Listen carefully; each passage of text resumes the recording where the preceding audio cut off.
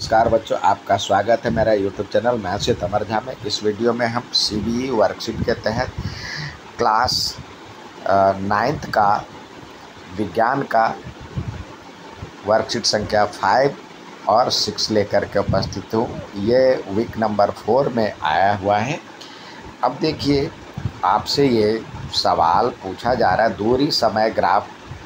आपने देखा होगा कि समाचार पत्र, पत्रिकाएं आदि जानकारी को रोचक बनाने के लिए उसे विभिन्न प्रकार से ग्राफों में प्रस्तुत करते हैं। नीचे दिए गए ग्राफ एक रेखा ग्राफ का उदाहरण है। दूरी समय ग्राफ एक रेखा ग्राफ है, ये दिया हुआ है। अर्थात you might have seen that newspaper, magazine, etc. present information in various forms of graph to make it interesting. The graph shown in given figure is an example of a line graph. The distance time graph is a line graph. You can make a distance time graph of the given data as shown below. अब यहाँ पे देखिए कुछ data दिए हुए हैं, उसको देख करके आपको इस पे आधारित प्रश्न पूछा जा रहा है। अब कह रहा है when leveling axis of distance time graph, leveling axis of distance time graph, what typically goes on x axis। अर्थात ये आपसे पूछ रहा है जो कि जब दूरी समय ग्राफ पे अक्षों को नामांकित करते समय आमतौर पर x अक्ष पर क्या लिखा जाता है, तो x अक्ष पर समय लिखा जाता है। तो ऑप्शन बी सही है। फिर दूसरा कह रहा है यदि दूरी समय ग्राफ पर रेखा ऊपर की ओर झुकी हुई हो तो वाहन की गति के बारे में क्या संकेत देगा, यानी कुछ इस तरह से ऊपर की ओर झुकी हुई हो। तो इंग्लिश में देखें, कह रहा है if a line on distance time graph is sloping upward, what does it indicate about the vehicles movement.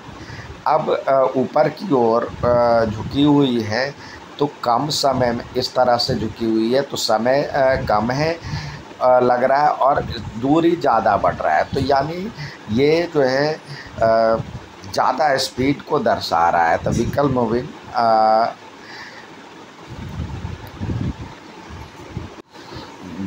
जो वाहन है तेज गति से चल रहा है। अब इसमें कह रहा है कौन सा ग्राफ एक स्थिर वस्तु के दूरी समय ग्राफ को दर्शाता है, स्थिर है, यानी which of the following graph represent distance time graph as stationary object, यानी समय तो बढ़ रहा है लेकिन वो जहाँ है दूरी वो वहीं पे है। तो इस तरह का ऑप्शन डी है। नेक्स्ट वर्कशीट देखते हैं। अगला वर्कशीट संख्या 6 जो दिया हुआ है, कह रहा है न्यूटन की रंगीन डिस्क। लगभग 10 सेंटीमीटर व्यास का एक गोलाकार कार्डबोर्ड डिस्क लीजिए। एक डिस्क को 7 खंडों में विभाजित कीजिए। इन खंडों पर 7 इंद्रधनुषी रंग पेंट करिए जैसा कि चित्र में दिखाया गया। आप इन खंडों पर रंगीन कागज भी चिपका सकते हैं। डिस्क अब कह रहा है डिस्क में एक छोटा सा छेद करिए और डिस्क को बॉल पेन या रिफिल की नोक पर ढीला ढाला फिक्स करिए। सुनिश्चित कीजिए कि डिस्क स्वतंत्र रूप से घूमे।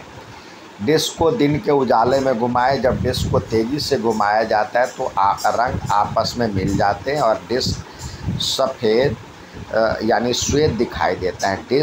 ऐसी डिस्क को न्यूटन डिस्क से जाना जाता है, यानी 7 रंगों को दिखाया जाता है। इंग्लिश में कहता है जो take a circular cardboard disc of about 10 centimetre diameter, divide disc into 7 segment, paint the 7 rainbow colours on the segment as shown in figure. You can also paste color paper on the same segment. Make a small hole at the center of the disc. Fix the disc loosely on the tip of the refill of the ball pen.